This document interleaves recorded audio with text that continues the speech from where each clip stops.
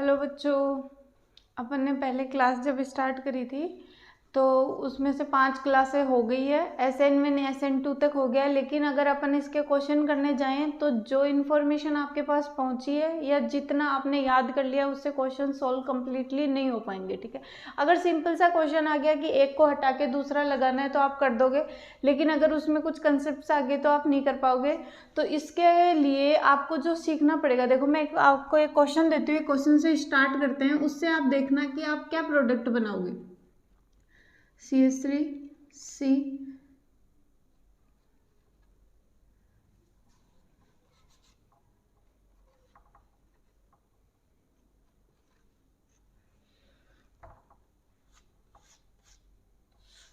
ये वाला नहीं, देखो CH3 CH2 C CH3 CH3 और C2H5 ये आपको दिया हुआ है रिएक्टेंट। ठीक है, इसके ऊपर मैंने डाला NaOH और पोलर। ठीक है, पोलर मतलब यहाँ पे मैंने डाल दिया होगा H2O डाल दिया, या MEOH भी मान सकते हो, ETOH भी मान सकते हो, कुछ भी देख लो। ये सब पोलर है जिनमें आपको सीधा सीधा हाइड्रोजन बाहर निकलता हुआ दिखेगा। ठीक है, अब देखो इसमें आपको समझ में आया होगा कि NaOH दिया हुआ है। NaOH मतलब सोडियम पे प्लस आ जाएगा, इस पे माइनस हो जाएगा, न्यूक्लियोफाइल हो गया OH माइनस, ये न्यूक्लियोफाइल हो गया। पोलर प्रोटिक सॉल्वेंट दे दिए, पोलर प्रोटिक सॉल्वेंट दे दिए, तो अभी ये रिएक्शन किसके थ्रू हो रही है। ठीक है, इसमें आप लगाने जाओ तो आप देखोगे कि ये वाली रिएक्शन आप जाएंगे SN1 के थ्रू। अब SN1 में, फिर SN1 में मैंने बताया है कि जहाँ पे आपका लिविंग ग्रुप होगा उसको निकालो।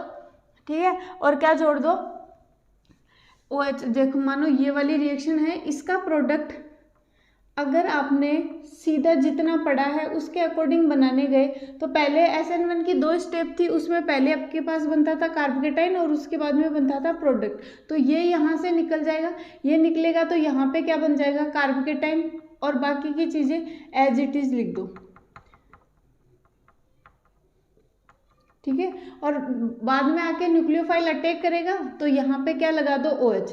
अगर ये प्रोडक्ट आपने SN1 के थ्रू बना दिया, जितना पड़ा हुआ है उसके अकॉर्डिंग यही बनेगा, और अगर SN1 के थ्रू बना दिया तो ये क्या हो गया, गलत। तो अब अपन ने पढ़ा लिखा क्या सब गलत हो गया, ऐसा कुछ नहीं है। अपन इसमें देखते हैं कि थोड़े बहुत कुछ ऑर्गेनिक है ना, तो थोड़े बहुत कुछ अलग कंसेप्ट्स लगते हैं, तो ये स्टार्टिंग से सारी चीज़ें सीखने की ज़रूरत होती है। इसमें जो प्रोडक्ट बनेगा, देखो कार्बोकेटाइन बनाने जाना है, ये आपने सीख लिया कि SN1 के थ्रू होता है, ये भी बहुत अच्छी बात है, वरना वहीं पे गोच पोच हो जाता कि SN1 करवानी है, SN2 करवानी है, इवन करवानी है, E2 करवानी है, ये रिएक्शन है कौन सी, कभी कभी तो ये भी नहीं समझ में आता। तो आपको इसमें क्या करना है, पहले आपको बनाना है कार्बोकेटाइन। ठीक है, अब ये Cl माइनस निकल गया, यहाँ पे कार्बोकेटाइन बना, ये C, ये सारी चीज़ें ऐसे लिख दो, C2H5 CH3 और ये आ जाएगा CH3। अब आपको क्या पता है कि ये वाला जो कार्बोकेटाइन बना है, देखो SN1 के थ्रू भी जाते हैं तो 3 डिग्री, फिर 2 डिग्री, फिर 1 डिग्री की होती है। अब यहाँ से अगर कार्बोकेटाइन बना है तो इसके दोनों तरफ 2 जुड़े हुए हैं, तो ये कौन सा है, 2 डिग्री। ये वाला कार्बोकेटाइन होता, माना इसको, ये वाला कार्बोकेटाइन अगर अपने पास ऐसे बनता CH3 CH, और ये C2H5 अगर मैं यहाँ ले जाऊँ तो यहाँ पे C2H5 जुड़ गया। अब यहाँ से एक बॉन्ड कम हो गया तो इस वाले पे क्या आ जाएगा, प्लस, और ये आ गया CH3 और ये आ गया CH3। अब देखो ये वाला जो कार्बोकेटाइन बना है वो 1 2 3 ये R ग्रुप जुड़े हुए हैं, इस पे 3 R ग्रुप जुड़े हुए हैं, तो ये कैसा है, 3 डिग्री। तो यहाँ OH जोड़ू या यहाँ OH जोड़ू, या फिर तीसरी कंडीशन क्या हो सकती है, यहाँ पे मैं C2H5 को लेके गई, अगर मैं C2H5 को नहीं ले जाके किसको ले जाती, CH3 को, तो तीसरी कंडीशन ये बनती CH3 CH CH3, जहाँ से बॉन्ड टूटा है ना उस पर लगा दो प्लस, और जहाँ से बॉन्ड बन गया तो उसने प्लस की जो थी जगह थी वो खाली कर दी, पूरी भर दी उसको। ठीक है, तो ये CH3 हो गया, यहाँ पे C2H5 हो गया, और यहाँ पे क्या बन गया, प्लस। देखो 3 कंडीशन आ गई है, ये था यहाँ से कार्बोकेटाइन अपन ने बनाया, तो ये तो 2 डिग्री था। अब अपन को लग रहा है कि यार 3 डिग्री की सबसे ज़्यादा रिएक्टिविटी होती है, SN1 करवानी है, तो अपन 3 डिग्री पे कार्बोकेटाइन बनाते हैं। तो रीअरेंजमेंट करवा के अपन ने C2H5 को यहाँ भेजा। पास वाले कार्बन से ही भेजना है, ऐसे नहीं है कि इस वाले कार्बन पे कोई और ग्रुप जुड़ा हुआ और आप किसको भेज दो। इसमें सिर्फ शिफ्ट होती है वो 1-2 होती है। माना ये इसको 1 नंबर दे दो, इसको 2 नंबर दे दो, तो 2 वाले से 1 वाले पे जा सकता है, 1 वाले से 2 वाले पे जा सकता है। ठीक है, हमेशा 1-2 शिफ्ट ही करवानी है। तो यहाँ से अपन ने C2H5 को यहाँ पे शिफ्ट करवाया, पहला ये है। इसको अगर अपन ने C2H5 को यहाँ शिफ्ट कराया तो ये C2H5 इसका बॉन्ड एक टूटा हुआ था, उसको अपन ने इससे जोड़ दिया, तो यहाँ से प्लस खत्म हो गया और यहाँ का बॉन्ड टूटा हुआ रह गया, तो प्लस यहाँ आ गया। अब इसको देखो 1 2 3 बॉन्ड है, तो ये क्या बन गया, 3 डिग्री बन गया। सिमिलरली अगर C2H5 को नहीं हटा के अपन किसको हटाएं, CH3 को हटाएं, तो ये CH3 यहाँ से यहाँ गया है, तो इसने इसके बॉन्ड की ऑक्यूपेंसी थी जो फिल कर दी, और यहाँ पे क्या आ गया, प्लस आ गया। तो अब यहाँ पे OH जोड़ू, यहाँ पे OH जोड़ू या यहाँ पे OH जोड़ू, इससे अपन कौन सा SN1 का प्रोडक्ट कौन सा बनेगा। देखो ये तो 2 डिग्री है, तो 2 डिग्री और 3 डिग्री में से सोच के इसको तो तुम वैसे हटा सकते हो। दूसरी चीज ये दोनों देखेंगे, तो इसमें आप क्या करोगे, देखो ये कार्बोकेटाइन ज़्यादा स्टेबल है या ये कार्बोकेटाइन ज़्यादा स्टेबल है। जो कार्बोकेटाइन ज़्यादा स्टेबल होगा वहाँ पे आपको SN1 रिएक्शन करवानी है। तो अब स्टेबिलिटी अपन देखें किससे, कार्बोकेटाइन की, या तो देख सकते हैं +M से, या देख सकते हैं +H से, या देख सकते हैं +I से। ठीक है, +M वाले मैंने आपको एक शॉर्ट्स के माध्यम से सारे दे रखे हैं। +I कौन से लगाते हैं, तो +I वाला तो यहाँ पे, +M वाला तो यहाँ पे कोई है ही नहीं, बाद में आता है +H और बाद में आता है +I। तो +H और +I के अपन को देखना पड़ेगा कि कौन सा +H देता है, कौन सा +I देता है। ठीक है, अब ये दोनों में भी अलग अलग देते हैं। देखो ये वाली अपन देखेंगे, ये जो +I का मतलब होता है जितना बड़ा R ग्रुप होता है ना, जितना बड़ा R ग्रुप उतना ही ज़्यादा क्या देगा, +I दे देगा। तो इधर से देखो ये CH3 +I देगा, इधर से भी CH3 +I दे देगा, और इधर से ये आइसोब्यूटिल वाला ग्रुप CH3 या नॉर्मल ब्यूटिल वाला ग्रुप क्या दे देगा, आपको +I इफेक्ट दे देगा। यहाँ पे अपन देखेंगे ये प्रोपिल वाला देगा, ये एथिल वाला देगा, और ये मैथिल वाला देगा। ठीक है, अब देखो कि इसमें अपन कैसे करें। और +I तो ये होता है कि जितना बड़ा R ग्रुप होता है उतना +I दे देता है। तो इधर से ये दे रहा है, लेकिन ये इधर से भेजेगा, इधर से भेजेगा, डायरेक्ट इन दोनों का आ रहा है और एक इसका आ रहा है। इसमें डायरेक्ट इसका भी आ रहा है, इसका भी आ रहा है, और माना इसका भी आ रहा है। तो ये C2H5 का ज़्यादा आ रहा है यहाँ पे +I, तो इसका +I से देखें तो अपने पास स्टेबल ये बन रहा है। फिर अपन आते हैं +H पे। +H वो होता है जितने ज़्यादा, जैसे ये कार्बोकेटाइन है उससे जुड़े हुए ये कार्बन, जैसे इसका नहीं देखना है, इससे जुड़ा हुआ ये कार्बन, इससे जुड़ा हुआ ये कार्बन, इससे जुड़ा हुआ ये कार्बन, तो जितने ज़्यादा हाइड्रोजन होंगे उतना ही ज़्यादा क्या होगा, +H। जितने ज़्यादा हाइड्रोजन उतना ही +H ज़्यादा हो जाएगा। ठीक है, तो यहाँ वाले से जुड़े हुए हाइड्रोजन देखो 3, यहाँ 6 और एक ये कितना हो जाएगा 7। तो इसके पास तो कितना हाइड्रोजन है, 7 alpha hydrogen, alpha beta gamma. देखो ये वाला कार्बोकेटाइन होता है, उसके पास वाला जो कार्बन होता है वो होता है अल्फा, और अल्फा से जुड़ा वाला होता है बीटा। ठीक है, और बीटा से जुड़ा हुआ होगा गामा, ये ध्यान रखना है। तो जितने ज़्यादा अल्फा हाइड्रोजन होंगे उतना ही क्या हो जाएगा, +H ज़्यादा हो जाएगा। इसमें देखो अल्फा हाइड्रोजन यहाँ पे ऐसे जुड़ा हुआ होगा, ये पहले CH2 और CH2 से क्या जुड़ा हुआ है, CH3। C2H5 का मतलब ये होता है, तो यहाँ पे 2 हाइड्रोजन, यहाँ पे 3 5 और एक ये 6, तो यहाँ पे क्या हो गया 6 अल्फा हाइड्रोजन।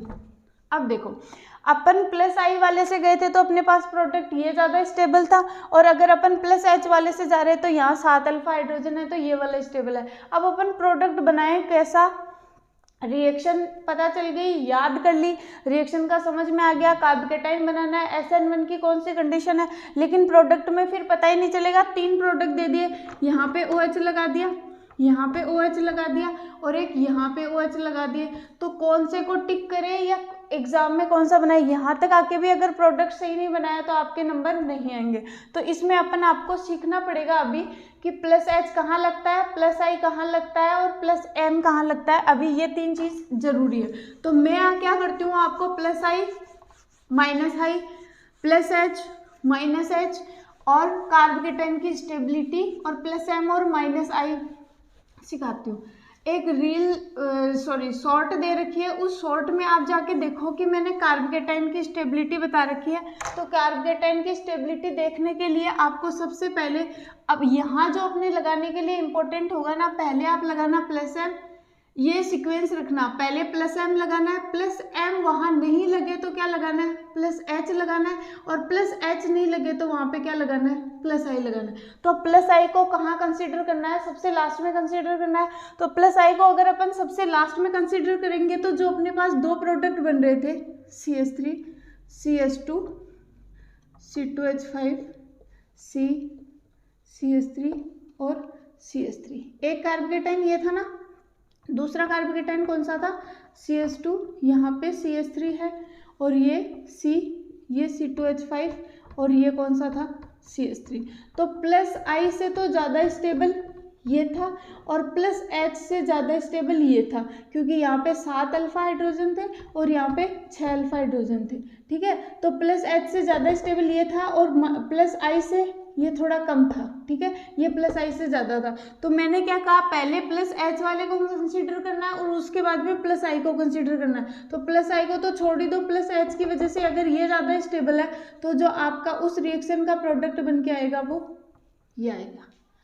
समझ में आ गई। और ये ऐसे नहीं है 12th बेसिस पे ऐसे क्वेश्चन नहीं आते, ये बहुत सिंपल सा क्वेश्चन होता है। कार्बोकेटाइन की स्टेबिलिटी सबको पता होती है, आपको नहीं पता है तो आप एक बार पहले सीखो और उसके बाद में क्वेश्चन करने हैं, ठीक है। तो पहली चीज क्या समझ में आई है, प्लस एम सबसे पहले, फिर क्या लगाना है, प्लस एच, और उसके बाद में कौन सा लगाना है, प्लस आई। अब ये पता होना चाहिए कि प्लस एम कौन से लगाते हैं, प्लस एच कौन लगाता है, कहाँ लगाता है, और प्लस आई कहाँ लगाता है और कहाँ लगाता है। 11th का टॉपिक है तो ज़्यादा तो अपन नहीं देख पाएंगे। तो प्लस एम वाले ग्रुप आप देखो, मैंने पहले ही बता रखा है, जिनके ऊपर क्या होता है, लोन पेयर होता है, वो क्या लगाते हैं, प्लस एम लगाते हैं। तो आप लगा लो इसमें NH2 NHR, मतलब CH3 अगर कोई जुड़ा हो, या C2H5 जुड़ा हो, या यहाँ पे लगा लो NH C double bond O R, या यहाँ लिख लो NR2, ये भी हो जाएगा, ठीक है। दूसरा OH वाली फैमिली पे चले तो OH OR O C double bond O R, या आप यहाँ भी ऐसे भी लगा सकते हो O C double bond O O R। ये वाले भी सब क्या है, प्लस एम। जिसके ऊपर जो डायरेक्ट जुड़ेगा उसके ऊपर लोन पेयर है तो वो कैसे हो जाएंगे, प्लस एम वाले ग्रुप हो जाएंगे, ठीक है। एक और क्या बताया था इसमें, ये वाली सारी चीजें आपको ध्यान में रखनी है। अभी मैं ग्रुप्स लिखा देती हूँ, आप फटाफट इसको लिखते जाओ। एक हेलोजन लगाया था FCl Br और I, इनके ऊपर भी क्या पाए जाते हैं, लोन पेयर पाए जाते हैं। और एक आपको लिखना है जिसके ऊपर नेगेटिव हो, जैसे CH2 नेगेटिव, NH नेगेटिव और O नेगेटिव, ये नेगेटिव, ये वाले सब क्या लगाएंगे, प्लस एम इफेक्ट लगाएंगे। ये वाला एक बार नोट डाउन कर लो। उसके बाद में आते हैं प्लस एच पे। तो प्लस एच वाले में आपको क्या करना है, एक बार रोक के और फिर आप पूरे को नोट डाउन कर लेना। प्लस एच वाले में आपको समझना है कि प्लस एच जैसे कार्बोकेटाइन होगा, ठीक है, या एल्कीन होगी, या फिर अपने पास बेंजीन होगी, ये तीन चीजें होंगी। इन तीन चीजों के, या कार्बोकेटाइन, बाकी फ्री रेडिकल वगैरह वो भी आएंगे, लेकिन वो अभी आपके काम की चीज नहीं है। ये हो और इससे जुड़ा हुआ हो कोई कार्बन, ठीक है। लगाना किस किस पे ध्यान में रखना, कार्बोकेटाइन की स्टेबिलिटी बताएगा, एल्कीन की स्टेबिलिटी बताएगा और इसकी बताएगा, इसकी रिएक्टिविटी बताएगा, ठीक है।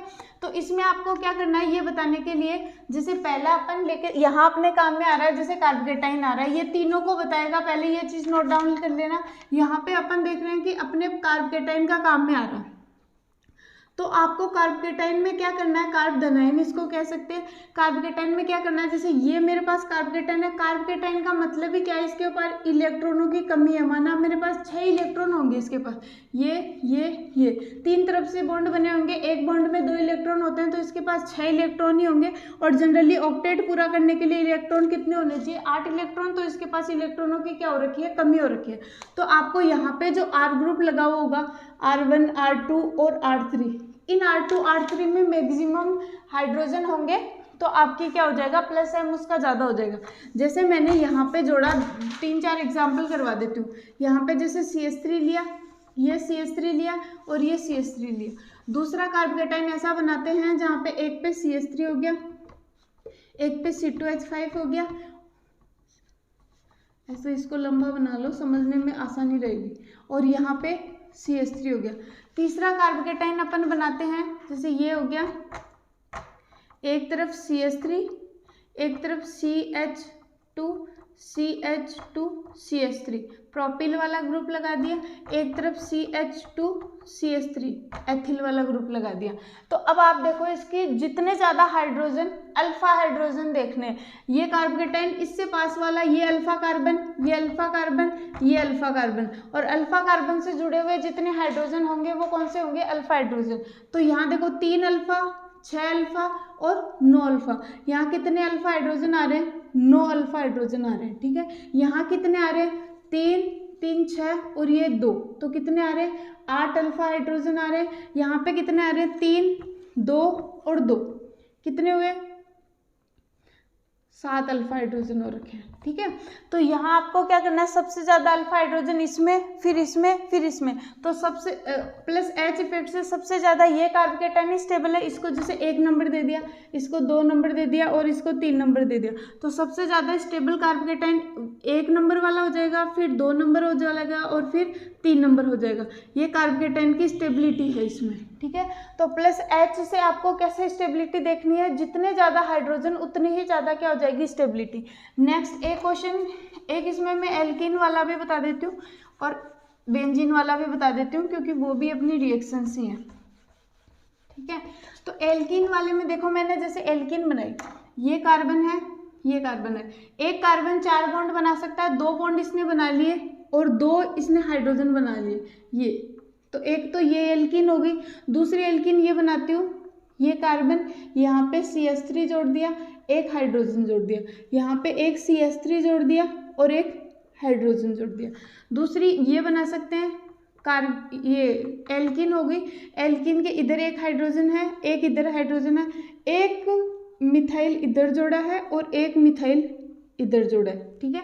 तीसरी मैं बनाती हूँ, इसमें आपको ये करना है, ये एल्कीन हो गया, ये डबल बॉन्ड हो गया और दोनों ही मिथाइल को यहाँ जोड़ दो, ठीक है। तीसरी एल्कीन नेक्स्ट एल्कीन बनाओ,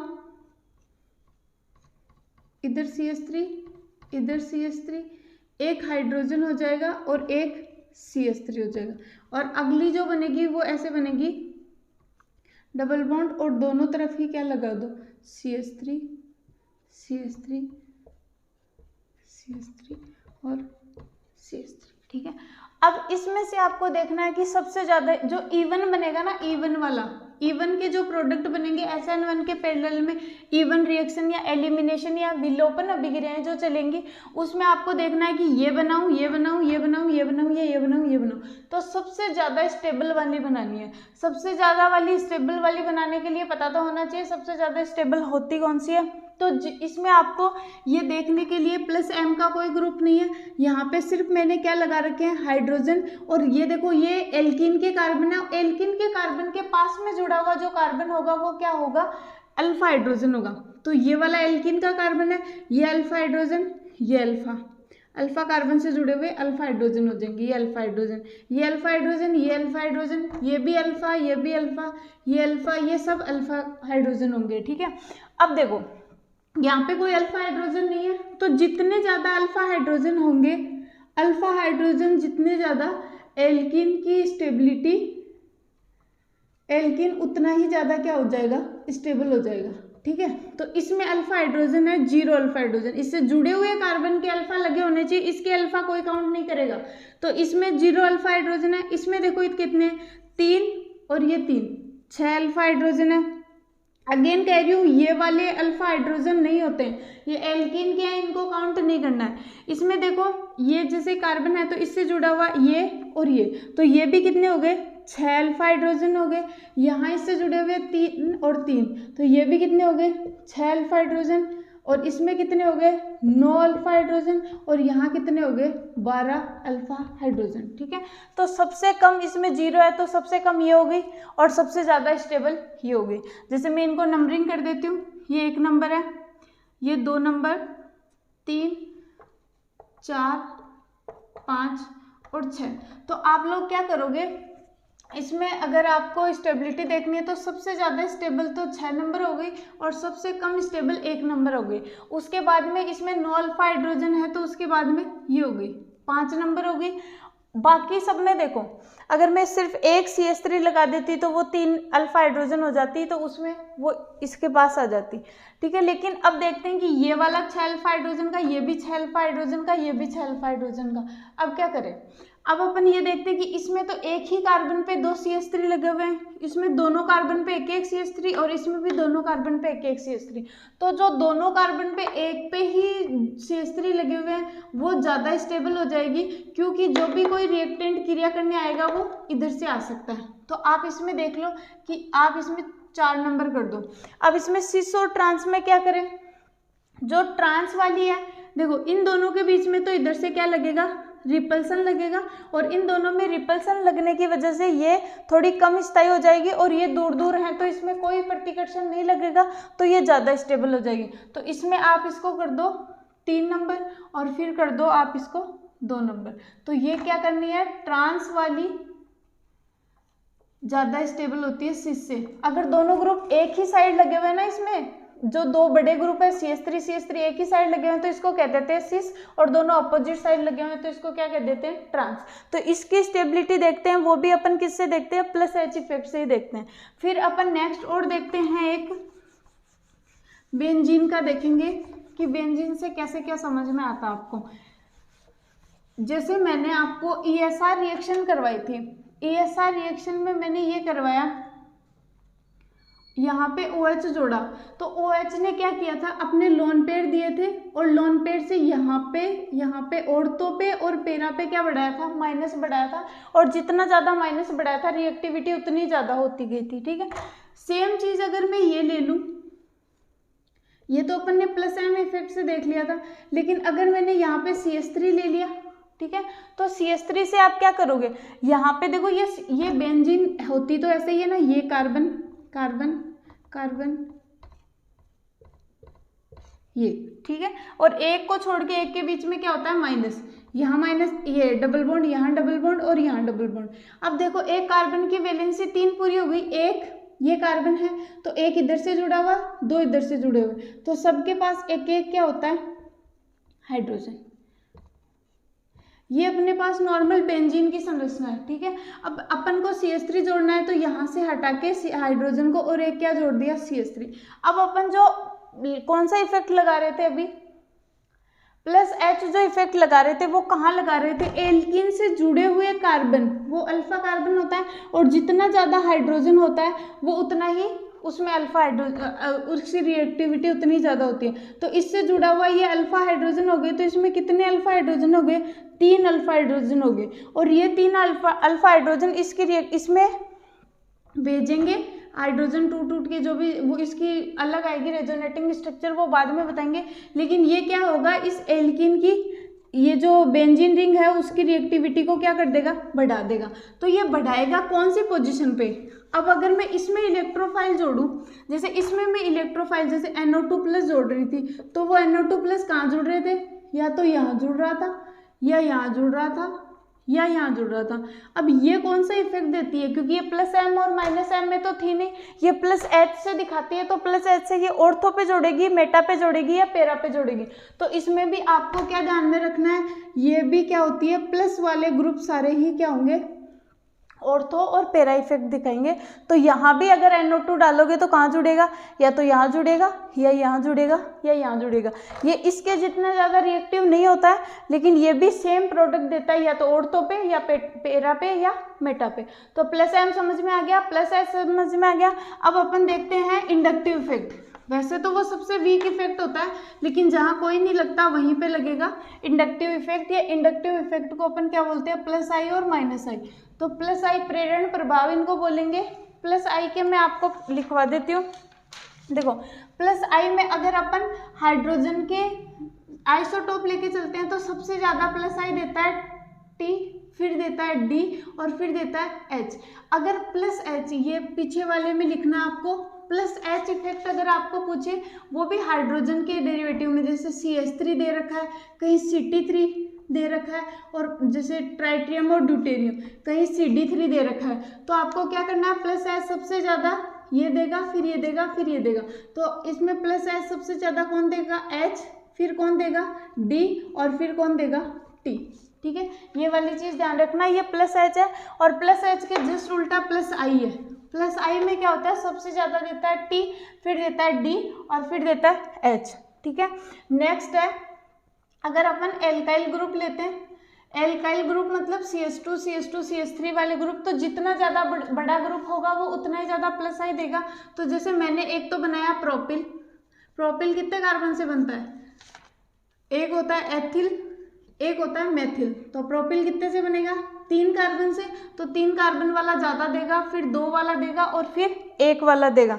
फिर अपन इसमें लिखते हैं सिलिकॉन डेरिवेटिव, सिलिकॉन से, फिर नेक्स्ट आएगा इसमें सिलिकॉन डेरिवेटिव, सिलिकॉन डेरिवेटिव मतलब सिलिकॉन से बने हुए ग्रुप्स, जो सिलिकॉन इसमें आएगा तो जैसे CiS3 ये आ जाएगा CiSiR3 या SiS3। ठीक है, ये भी प्लस आई ग्रुप देंगे। या फिर जिनके ऊपर नेगेटिव चार्ज होगा, तो नेगेटिव चार्ज वाले अभी जो बनाए थे जैसे CH2 माइनस O माइनस या फिर हो जाएगा NH माइनस, तो ये वाले कौन से इफेक्ट देंगे, प्लस आई इफेक्ट देंगे। ये सारे याद रखने हैं कि कौन सा इफेक्ट देंगे, प्लस आई। देखो सबको मिक्स मत कर देना, प्लस एच अलग देता है, प्लस एम अलग देता है, प्लस आई अलग देता है, और वैसे ही माइनस का होता है। और माइनस आई ग्रुप्स होते हैं, माइनस आई वाले होंगे जैसे NH2, वहाँ जो ये प्लस एम में थे वो यहाँ माइनस आई में आ रहे हैं, क्योंकि ये अलग अलग इनके क्राइटेरिया हैं। अपन 12th में नहीं पढ़ सकते, ये 11th के टॉपिक हैं, वरना यही ले जाएगा 1 महीना। तो आपको क्या करना है, इनको सिर्फ याद कर लेना है, तो आपको पता होना चाहिए कि कौन सा ग्रुप क्या देगा। ठीक है,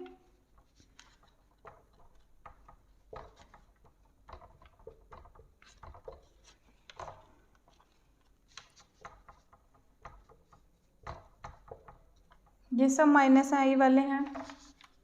अब देखो वहाँ पे जो अपने पास ये वाले जो ग्रुप अपने पास कहाँ आ रहे थे, माइनस एम में आ रहे थे, और ये वाले कहाँ आ रहे हैं, माइनस आई में। ये प्लस एम में आ रहे थे, ये भी कहाँ आ रहे हैं, माइनस आई में। तो या तो याद कर लेना, एक बार में याद नहीं होंगे तो एक पेपर पे लिख के और अपने रूम में चिपका लेना। इससे बार बार क्वेश्चन, जब अपन कल क्वेश्चन करेंगे इसके, ये सारे लिख लेना। इसमें एक एमाइड आ जाएगा, OH की जगह NH2 आएगा तो वो एमाइड कर देना। और लिख लो इसमें NO2 भी इसी में आएगा, NO भी इसी में आएगा। या फिर अगर किसी जैसे और के अगर अपन CH double bond triple bond CH लगा देंगे वो भी इसी में आएगा, या C ट्रिपल बॉन्ड N लगा देंगे वो भी इसी में आएगा, C डबल बॉन्ड N या C ट्रिपल बॉन्ड N लगा देंगे वो भी, ये तो आ गया, ये वाली चीज़ भी इसी में आएगी। तो माइनस आई और plus I, plus H, plus M, minus M, ये वाले सारे ग्रुप याद करना। और एक दे रखी है इसमें शॉर्ट बनाई हुई जिसमें कार्बोकेटाइन की स्टेबिलिटी दे रखी है, 2 शॉर्ट और मैं डाल दूंगी जिसमें नहीं, वो भी इसी में हो गया। प्लस एच की वजह से जो एल्किन की स्टेबिलिटी देखी थी, वो सारी चीज़ें आज वाली क्लास की सारी चीज़ें याद करने की। अगर याद नहीं होता है तो एक पेपर पे लिखना है, ठीक है, और उसको रूम में चिपका लेना है। बार बार कल क्वेश्चन करेंगे तो पहले उसमें अगर नहीं याद रहता है तो उसमें से देखना है और बनाते रहना। और अपने दोस्तों को भी बताओ अगर आपको समझ में आ रहा है तो, और चैनल को सब्सक्राइब करो। Thank you.